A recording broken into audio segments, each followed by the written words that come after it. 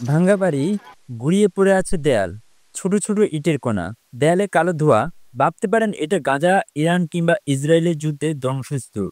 কিন্তু না, এটা পলাতক প্রধানমন্ত্রী শেখ হাসিনা ও তার বাবা শেখ মুজিবুর রহমানের ধানমন্ডি ৩২ নম্বর বাড়ির দৃশ্য। যে বাড়িটি ছিল একসময়ে প্রভাবশালী নেতাদের চলাচল, সাধারণ মানুষ চাইলেও ঢুকতে পারত না, সে বাড়িটি এখন পরিণত হয়েছে টোকাইদের আবাসস্থল, সাধারণ মানুষের মূত্রত্যাগের জায়গাতে। যেখানে একটা সময় আইন শৃঙ্খলা বাহিনী ২৪ ঘন্টায় থাকতো পাহারায়, সেই বাড়িটি এখন রয়েছে কুকুরের আনাগোনায়। বলা হয় ক্ষমতার দম্ভ চিরস্থায়ী হয় না।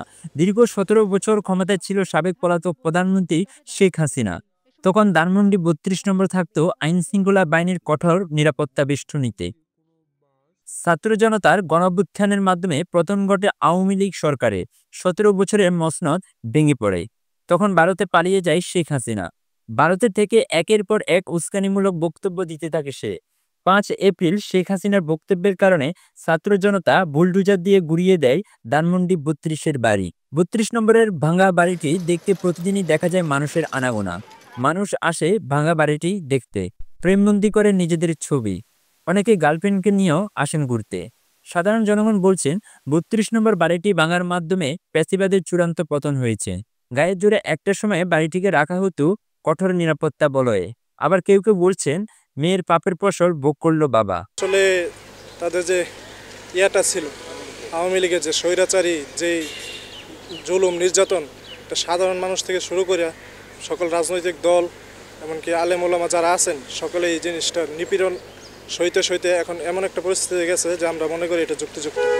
এই ফ্যাসিস্ট সরকার শেখ হাসিনার বাড়ি ভেঙে দেওয়াতে খুব খুশি হয়েছে, জনগণ আনন্দ পাইছে।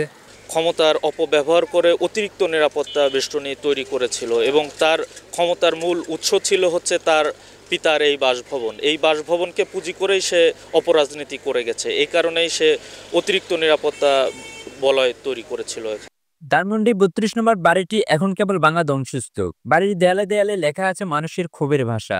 যে বাড়ির সামনে দিয়ে একটা সময় সাধারণ মানুষ হাঁটতে পারত না, সেই বাড়িতে এখন বসবাস করছে টোকাই। সাধারণ মানুষ বলছেন হাসিনার পতনের মধ্য দিয়ে হয়েছে স্বৈরশাসনের পতন, আর ৩২-এর ভাঙার মাধ্যমে হয়েছে দম্বের পতন। একসময় ধানমন্ডি ৩২ নম্বর ছিল আইন শৃঙ্খলা বাহিনীর কঠোর নিরাপত্তা বেষ্টনীতে আবদ্ধ, অথচ তা আজ পরিণত হয়েছে ভাঙা ধ্বংসস্তূপে। অনেকে বলছেন ৩২ নম্বর ভাঙার মধ্য দিয়ে পতন হয়েছে স্বৈরাচারের শেষ চিহ্নের। জুয়েল আজম, আইএনএসবিডি, ঢাকা।